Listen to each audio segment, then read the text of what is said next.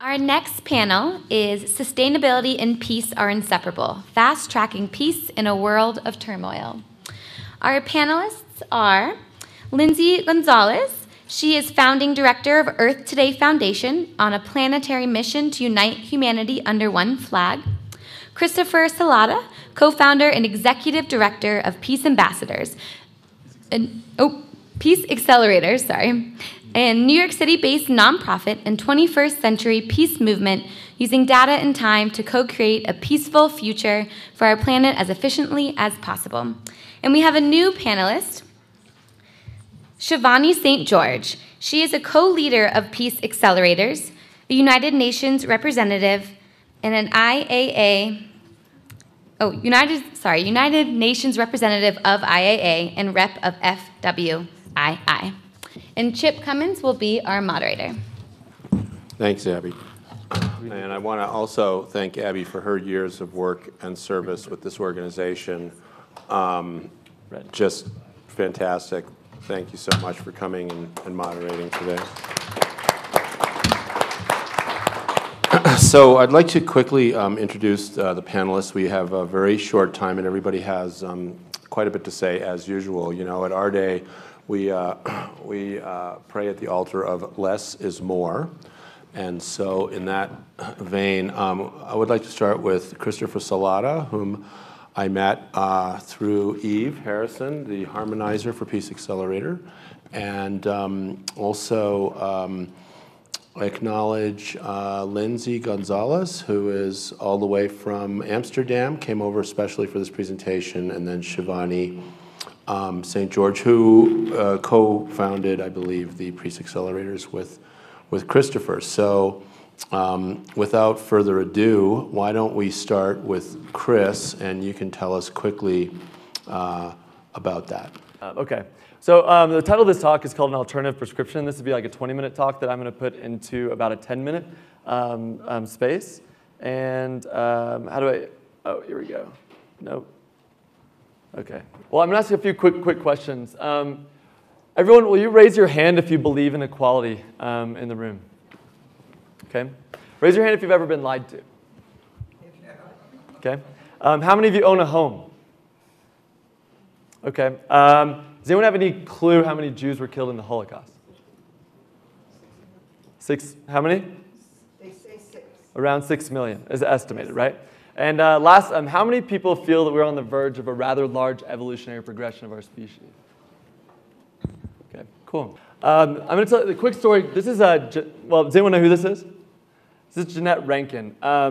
This is the first woman elected to Congress. When we were bombed by Pearl Harbor, basically there was a unanimous vote for us to go to war with Japan. There's only one person that didn't vote for that war. It was the reason it wasn't unanimous. It was Jeanette Rankin. She was the only woman at all in Congress. She was actually the woman that voted. She was the only woman that was actually allowed to vote for women to have the right to vote.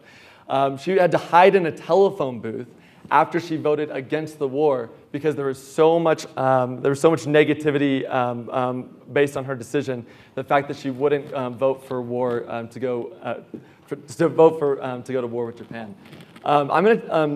Jeanette Rankin is one of my biggest influences. Sometimes speaking the truth isn't popular, even if it's right. And so there's a term called satyagraha that was created by Gandhi. What the satyagraha means is truth, an insistence on truth, and holding firmly to the truth. So I'm going to speak about a few things in philosophy that may not feel comfortable to you guys, but I think might need to be spoken about. I am working on an evolution of this philosophy called Sero with a few other people as well. My goal is to plant seeds of new paradigms of where the future of our species is moving and why it's so important to everything that we've been speaking about at this conference and hitting on some things we haven't hit on so far. For some, it may feel like this. For some, it may feel like this. And for some, it may feel very liberating. That's my goal. So why are we here? We're here at AREI-AREDAY because a lot of us, I think, in certain realms are a planetary physician. What we're doing is we're trying to basically help this planet that we know is basically has a fever or has an ailment. We have an unhealthy ecosystem that's forming for many forms of our life. A lot of us are using the term climate change. I do suggest that we start using the term EC, the ecological crisis, because climate change does not really incorporate everything that's happening to our biodiversity, to extinction, to so many, to waste, plastic pollution. And so I would just recommend that as we continue to talk about this problem, we use proper terminology to make sure we're being very clear. Right now, what we all want to get to a healthy planet is a planet where Homo sapiens and the rest of biodiversity thrive together. If we can get there, I believe that's what we're all wanting. That's why we're using renewable energy. That's why we're talking about plastic pollution. That's why we're talking about all of these different things, is how do we get to this space. This might be a small picture of what we want. This might be another picture of what we want. I'm only going to spend about 5 minutes on this, but I'm going to go through symptoms, and I'm going to give a diagnosis, and then I'm going to give my personal prescription, which I call an alternative prescription for our planet and our species. So first, the symptoms. Here's shark finning. We kill 100 million sharks a year. Vaquita, you guys probably know, there's only about 12 left on the planet right now. We've known this for years, but we still haven't been able to save this species. They're about to go extinct. Obviously, we spoke about rhinos from the film the other night, what's happening to them. This is just biodiversity overall, which I would say is almost like a lifeline for our planet. This is what's taking place. We're losing, biology experts believe we're losing anywhere from 25 to 100 species a day are going extinct. This is major. Trash, America in 2006, just America alone generated 250 million tons of waste. I can go through a lot of depressing stuff. Here's tires, just to show you an image of it. This is the planetary boundaries model. I'm not sure if you guys are familiar with this. This gives boundaries that we should not surpass if we want to survive on this planet. We've already surpassed about 3 of them. We're getting to 4. So all of those things are, I think, a lot of the times at this conference, what we've talked about as being the problem. In my personal opinion, those are the symptoms. Those aren't the actual problem. So I'm going to give you the diagnosis of what I understand as the problem and my perspective on this issue. The Earth has cancer. I'm going to show you a little bit of, luckily it's not terminal cancer for Mother Gaia, but I'm going to show you what the cancer looks like. Homo sapien. Looks like this. Looks like this. Looks like this. Like this. Like this. Like this. Like this. Like this. But I'm going to get a little bit more precise on exactly where I believe the problem begins. This is the human brain, the Homo sapien brain. It's a better image of it. Here's another image of the human brain. I'm going to get to the root of actually the part in the brain that I believe is the diagnosis of our problem. The problem begins at around this age, I would say, around when we're 1 to 2 years old, adolescents, or toddlers, or sorry, early toddler age. It begins on the left hemisphere of the brain, in an area that I think the most targeted area is called the Broca's area. This is the language processing area of our species. There's a specific mechanism that's really amazing about Homo sapiens. It's the ability to live inside of narratives. It's the ability to live inside of stories that basically all these symbols create our language, and then we live inside of these stories, and that's how we construct our worldview and our reality. This is called neural coupling. It's a coherence between the speaker's brain and the brain of an audience. As I'm talking, you're hearing stories, and you're processing those stories to make your sense of reality. So I'm going to look at this from like kind of a computer lens. Let's look at the brain as kind of an information processing unit. So you're constantly processing information. All of these symbols I'm saying, all these words are symbols. So here's symbols that we use in ancient times. Here's other symbols the Egyptians use. Here's symbols the Greeks use. Here's symbols that we use today to construct meaning in our reality. Here's symbols we often use as well through our cell phones right now to construct meaning. We do these to construct stories that actually makes sense of our reality, as I've said before. This is one of the gifts and the miraculous things about the Homo sapien, but it's also a huge problem. Because these construct, as I've said, a worldview. Now, you can think of culture as kind of the operating system that creates that worldview. And the problem with culture is that it actually creates a lot of mythologies that are creating a lot of the problems that we have today. As a nice Nin said, we do not see the world as it is, we see it as we are. Rene Descartes said the same. We do not describe the world we see the world we describe. So we have these tribal mythologies that we think we've evolved from, but we actually still have a lot of tribal mythologies in our species. So sometimes we tell stories that aren't true, and these perpetuated myths create all of our problems. It's very hard for us to separate fact, this is fact, from fiction. So I'm going to dive into a couple different mythologies of our current modern world. We have 3 modern Western mythologies that are permeating our culture. This is how I think that humans see right now in the Western world. My job is to help you think more lucidly and see the world a little bit more like this with a clear window of what reality is. This is from Buddha. There are only 2 mistakes we can make along the road to truth: not going all the way and not starting. Modern tribal mythology number 1, objectification and possession. possession, possession. This is what our species is doing. This is what is destroying our world. All of you told me that you guys own a home. A lot of you guys told me. It's a complete lie. You all know that's true. You all know that's true. You can't own one thing on this planet, and you all know that's true. You can make up as many stories as we want, but we know that this is not true. And I will get into this in the prescription stage. Just to let you guys know, that's everything I own. And I don't own. This is everything I have access to in a clothing lens. Those are all the tools I have access to. I brought them with me. These are some of the larger hoarders of our species. This is Bill Gates hoarding tons of energy. This is Jeff Bezos. As we believe in this objectification mythology, we actually can create a mental health condition called avarice, which is greed. As we have this greed, this is what's really making our entire planet suffer. You think this might not be a big deal. Oh, I just own a home or something like that.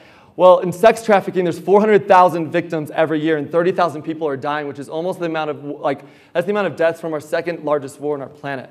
Okay, that's what happens when you objectify a human because of this false mythology of possession. This is what happens when you objectify an animal. You create factory farms. Okay? Tribal mythology number 2, money rules the world and society. This is not true. Any scientist can tell you that energy is what controls our entire society, and we all know that. Energy is the transaction force of our entire nature. Okay? Last, I'm going to go through false tribes. Nature of the mass media today, Paul Watson, is that truth is irrelevant. What is true and what is right to the general public is what is defined as true and right by the mass media. I'm going to tell you about the most dangerous tribe on our planet, which has violently forced indigenous off their land in almost all regions of the planet, murdered over 20 million people or so in the last 70 years, and has about 2 million people in slavery, basically incarcerated. This is the chieftain. And this is the tribal logo. I'm just here to tell you the truth. I know it's uncomfortable at times. I'm just here to tell you the truth. A narrative is like a room on whose doors a number of false doors have been painted, while within the narrative we have many apparent choices of exit. But when the author leads us to one particular door, we know it is the right one because it opens. Okay, I'm going to get in prescription really fast. Alternative prescription. We'll skip that. Our key is we have to start telling the truth and reprogramming our stories into the proper narrative so we can see reality with lucidity. As we do this, we actually create the paradigms of the future that will get us into the ecological harmony that we want. Our goal is to have a planet where Homo sapiens and biodiversity thrive together, so let's start with the future and work backwards. First is the access economy. This is the true reality. You do not want to own things, but what you do is you want access to everything. You want access to the things that you need. This is already happening with autonomous vehicles. In urban settings, we're not owning vehicles anymore. We don't want to own them. We just need transportation to one place or another. This is Jose Mujica. He was the president, and basically instead of moving, president of Ecuador, right, or Uruguay. Sorry, I always get them mixed up. Instead of moving into a presidential palace, he stayed in his hut. He didn't get a presidential vehicle. He kept his Volkswagen Beetle from the 1960s. Furnished co-living. The access economy is growing, and this is what our generation believes in because we don't want to own things. We actually just want access to the things that we need. Next, our monetary currency is evolving. It's creating new paradigms of thinking. Blockchain is, you have to study blockchain because it's where the world is moving. Bitcoin is going to change our entire paradigm around how money exists. If you saw Bill Tai talk the other day, he spoke about moving from the petrodollar to the regenerative energy coin. What happens is we're moving from a scarcity currency into an abundant currency. This is what's taking place in the evolution of our species. It's very important. We also, through blockchain, we're allowed to vote. It's creating new paradigms in voting. So regenerative coin. Last thing I'm going to go to is new narratives. So Shivani, you want to pull out. You never change things by fighting the existing reality. To change something, build a new model that makes the old model obsolete. The question that we're all asking is, how do we influence human utility to build a world powered by regenerative energy? So it comes down to leadership. This is a flag that was created in 2015 by Sweden. It's on the back of all of your guys' bags. This is called the Earth flag. They made it so that if we go to Mars, we have a flag that we can plant that actually represents our entire planet rather than just the United States, because it's been a culminative effort of everybody. This is what it looks like. This is them planting it on Mars. I know that some of these realities seem very difficult for us, but if you think about living on Mars, do you think that you need to own things on Mars? Do you think you need to own money on Mars? Do you think that you need to be trading on Mars, or do you think you need to be sharing all of the resources that exist? So last, if you want a movement, I believe you start with peace. This is a Pledge of Allegiance to the Earth that we wrote. This year, our organization is putting on a 10,000-person celebration for the National Day of Peace. We'll get into in a bit. But all the best movements have started with peace, all the most powerful movements from Gandhi to MLK to Malala to Lema Gabawi. Anyway, that's all. Okay, thanks, Chris. Okay, so truth is tough, and it takes a little longer than we usually allot time for. Sorry. No apology necessary. We've been stealing time, out of our population for, about 200,000 years, especially in the last 150 years. So in light of that, I just want to move right over to Lindsay, who came over to tell us about EarthToday and an initiative to plant that flag on the North Pole, September 21st. Great. Can everybody hear me? Yes. Awesome. So I want to talk to you about three things: symbols, identity, and stories. This is a symbol that everybody here identifies with because we are all very much on the same mission. This, I doubt most of you in the room knew about before Chris just spoke. Maybe some of you did, but I hope that by the end of the conversation we'll change that. These are two symbols that I identified with heavily as a kid. This is me at age 8, feeling super proud of getting my first badges and my first belt, which are symbols that helped me to develop an allegiance to each of these groups. These are symbols that we all kind of adopt as we grow up, attached to ideas and organizations and activities and places. Arguably, every group or movement that has ever existed has had a symbol, whether they're inclusive or exclusive. A recent study on symbols and group identity found that symbols help groups to seem more entative, that is, physically similar in characteristics, increase perceived cohesiveness, and also increase perceived threat. What they really do is they help us to identify a sense of belonging to a group or a tribe or a clan or a community. And what these do is help to shape our identities. Now, I'm no longer a Girl Scout and I'm no longer a Kid Ninja, but if I look at some of the groups and the tribes and the clans that I've thrown myself into in adulthood, I can identify a lot of the core values as startlingly similar. They transfer into adulthood to create a collective identity, and each of our collective identities are unique to each and every single one of us. So all of these are derived of stories. Acclaimed author Yuval Noah Harari, he says, at the basis of all large-scale human cooperation, you always find some fictional story. Whether it's about God or the nation or human rights, there's always fiction at the basis. We think in stories. We learn through hearing or reading stories of our past, and we use them to make sense of the world. So I want to talk to you about a story about a story. Let's talk about Somalia. This is a story most of us know, but I think this one's much more interesting. In 2013, Al-Shabaab was pushed out of Mogadishu, a new government was elected, and the UN decided that if they wanted that government to survive, they needed to try something radically different. So they created an American Idol-style television show called Inspire Somalia. This was something where contestants came in fear of their lives because before this, they would have been killed for singing, but they sang and they pitched business ideas and they created a poetry competition for them to participate in. No one was actually hurt in the end, but this did promote some Western values like voting and individual expression. The reporter who I took this story from says this is like a Russian nesting doll. It's the need to provoke real emotion in the context of a fake reality TV show so that you can change reality in the real world. This is still what we see when we hear the news about Somalia, but we also hear from reporters that though progress is slow, there's a sense of life, of business, of integration, all on the sheer will of the people who are desperate to move things forward. Somalia was given a new story, one about being able to express yourself in public, one where you can generate business ideas, one where you can live with less fear. So we asked the question, can telling a certain kind of story call a new kind of reality into being? And the research shows that through telling new stories, perceptions of norms shift, and those perceptions lead to a change in behavior. This is really powerful. I was going to talk to you about K-pop and how South Korea went to shape a whole new culture and economy for their people, but I'm going to skip through this. We can talk about it later if anyone's interested. We all know this guy. If you don't, you've probably been hiding under a rock. This is Psy from Gangnam Style. The point of this is that, I'm going to skip this 1 second, is that Stories are really powerful forces. This is a story we were all told about Donald Trump after he kind of ruined his image as a business person and then repainted himself as a strong businessman, led the way to the 2016 election. Here's 3 stories we all know of: the tax returns, the emails, Russia. We're still seeing them in the news. Let's talk about the story that Blue Planet told to Hawaii, which led to this amazing legislation we heard about on Tuesday. This is nothing new. In 1856, this colonel ran for president and faced a smear campaign that said he was a secret Catholic. I think he looks pretty suspicious, but the point is, this is nothing new. Throughout time, we've all been told stories. So I'm going to tell you now a little bit about the story that EarthToday is telling through a video. If you'll all want to. Together, the very nature of these inventions cries out for the witness in them, cries out for universal brotherhood. Beauty all around. That looks beautiful for you.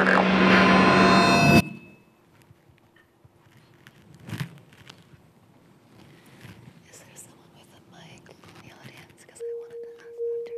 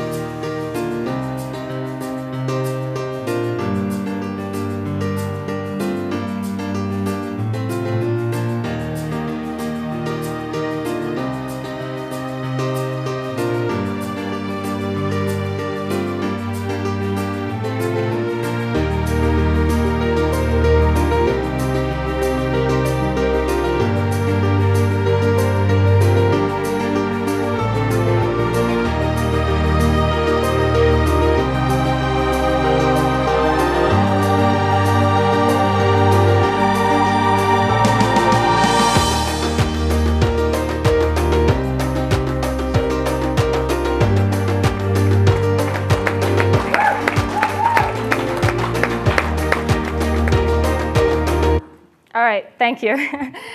So I lived on that ship for most of the past year in the South Pacific, and now I want to tell a new story about a flag that's heading to the end of the world, to plant this flag, a ship heading to the end of the world, rather.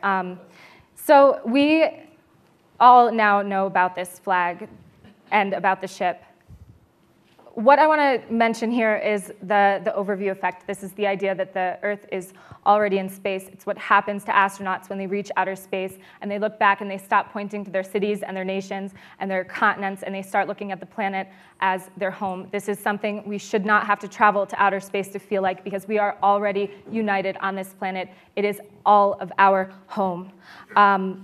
We believe in collaboration over competition. We believe that the infrastructure is already in place to reverse climate change and to face a lot of these global challenges. We have seen the proof of that this week from everyone here. And so on September 21st, the International Day of Peace, EarthToday is going to launch a platform, a media platform that is community-driven and that is conscious and curated and has constructive content, a place where citizens of this planet can connect and unite and learn about all the ways that we can do a better job together. So we're doing three things. We're giving the planet a new symbol. Never before has the planet had a uniting symbol like this. We are giving the planet a new identity, one that we will launch a global campaign, one that's inclusive through our voices. We have support from a lot of different people, from astronauts who are going to report from the International Space Station on this, from artists like Jimmy Nelson and Jeremy McCain. We have just incredible support, but we need all of your voices. We heard on Tuesday that we are the choir, and I believe that is absolutely true. We are the choir, and we need your voices to sing out as part of this campaign. So we're creating a virtual map, one where you can directly upload your challenge to one other person or as many people as you want to this map, and zoom way in and see who's participating in your community, and zoom way out and see who's participating worldwide on the other side of the globe. we are giving a new story to the planet that we hope can reshape the perceptions of norms and ultimately change human behavior. And I will end on this. Yes, Maggie Fox, we are facing a fight about art and life and culture. Together, we can architect a big systems change. We'll create a virtual nation. We want to move the needle toward positive planetary progress. We want to redefine what it is we think of as normal and increase perceived cohesiveness and real cohesiveness. We want to increase a perceived threat to anybody who denies climate change.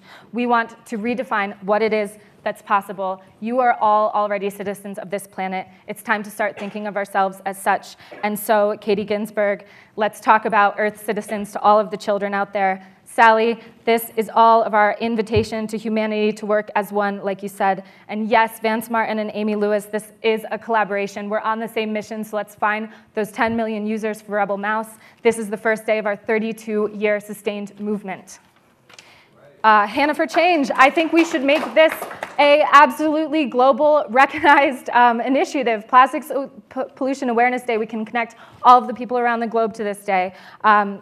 Chip and Sally, I think that it's time to think of this as our day, the Planetary Renewable Energy Day. So I'll leave it at that.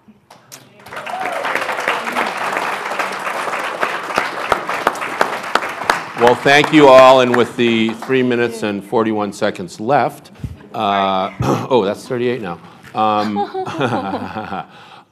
So some people say Air Day, which I love, and some people say our day. Yes.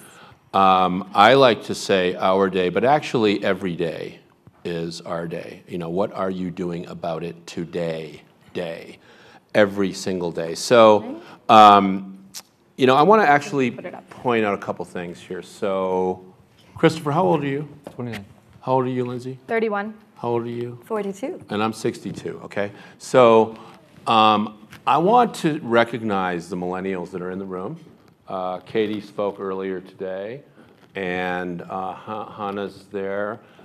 Maybe you're even not a millennial yet. Maybe you're a generation now. But the point is that we have some very concerned citizens among us who have a little more skin in the game than I do, is my point. And that we have a planet that life support systems are collapsing as we speak. And we act as if they are not. That's how every one of us act. How many of us flew in a plane to get here? Okay, that's my point. How many of us offset that carbon with credits? Okay.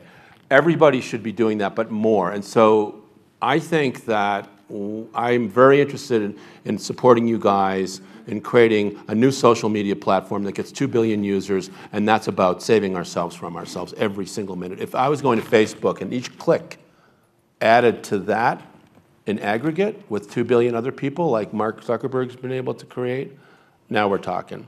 Okay, Shivani, I would love to let you have your moment. Thank you. So I have the privilege of working with not one but 3 different organizations that are highlighting what I believe is one of the main pillars of creating a sustainable peace. And it's something that we've all been speaking about up here, and that is youth leadership and engagement. Youth leadership and engagement, and I'm so honored to be up here with 2 amazing youth leaders who inspire me daily. And to get to work with Chris of Peace Accelerators is one of my greatest joys. So why is it so important to highlight youth? The youth keep us focused on the future.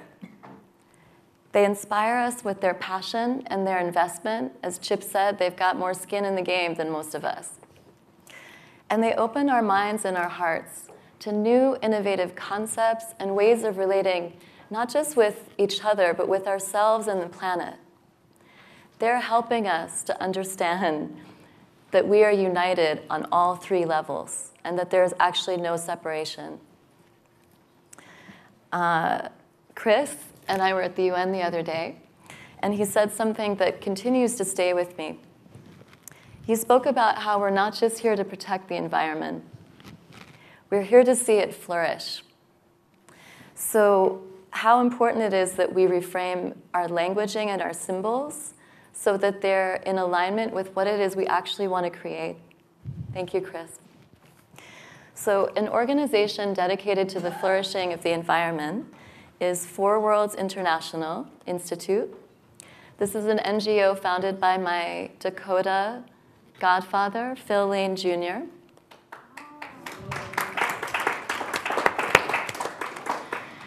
You can see him pictured here with a bunch of really intense-looking police, and he's smiling happily away because he doesn't get fazed by these things, which is amazing. He's someone who has spent his life fearlessly holding the space of love and peace and passing it on to the next generation. He has spoken to me many times about the seventh generation, and I was just speaking with Dr. Anita Sanchez about this yesterday. She speaks about them in her amazing new book, which we're all very excited about. So if you'd like to hear more about it from her later, please do connect with her. She's a wealth of wisdom. So the seventh generation is our youth. These are very, very special young people with new kinds of extraordinary vision and capacities. And they will fulfill particular First Nations prophecies of a new era of human unity and peace that is some way already here with us now. I'm so excited to briefly share with you today two First Nations youth leaders who are pioneers of the seventh generation. I'm going to go very quickly about both of them. This is Lila June Johnston. She's a Dene Cheyenne youth leader, and she's extraordinary. She's an amazing youth activist. She's a fellow at the Center for Earth Ethics Original Caretakers Initiative, co-founder of the Taos Peace and Reconciliation Council, which works to heal intergenerational trauma and ethnic division in northern New Mexico, and founder of Regeneration Festival, an annual celebration of children that occurs in 13 countries around the world every September. She's also an amazing musician and poet, and an inspiration to all of us at Four Worlds for her work on the climate. The second youth leader that I'd like to share with you about is Cedar George Parker from the Tsleil-Waututh in British Columbia.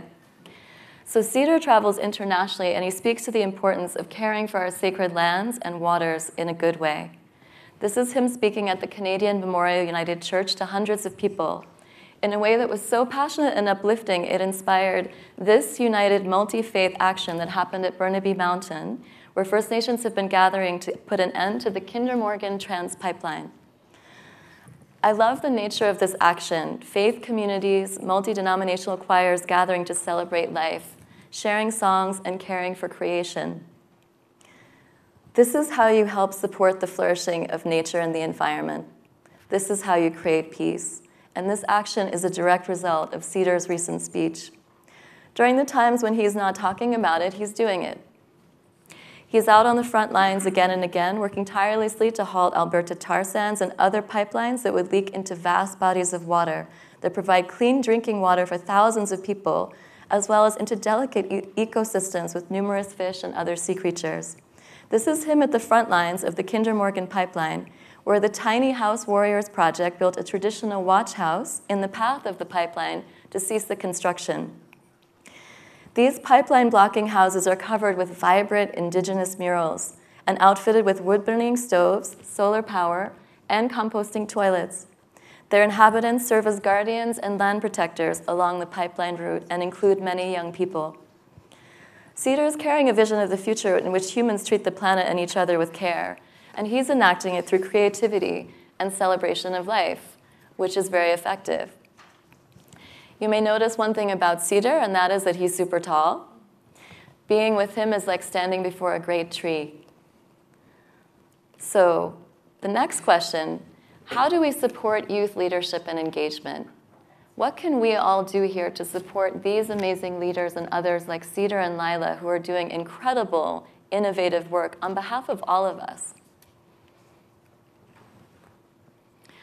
I have been working with the International Association for the Advancement of Innovative Approaches to Global Challenges, and we have been working in several arenas on how best to support youth. The first, inspiration.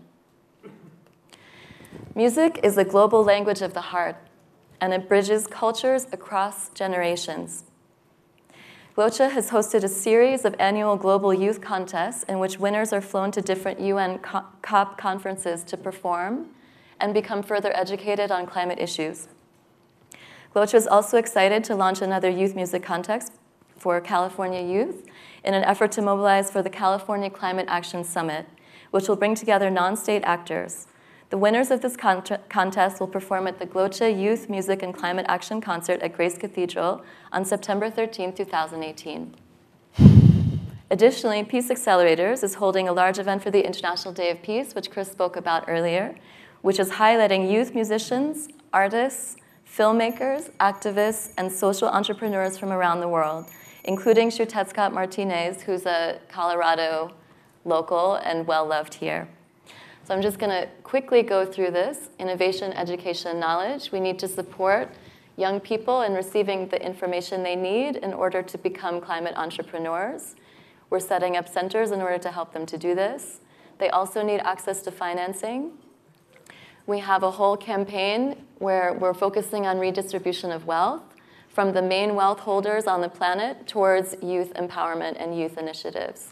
And we're very excited about all of this. So just to close, sharing resources between the world's wealth holders and youth leaders from countries around the world, including Global South, will give hope. By investing in youth-led climate action initiatives and projects, we instill peace of our societies at a local and global level. Thank you all for your continued support of our 7th generation super amazing leaders through financing, mentorship, and cross-generational collaboration. Thank you. We are so far behind that probably doesn't even matter at this point. So let's go.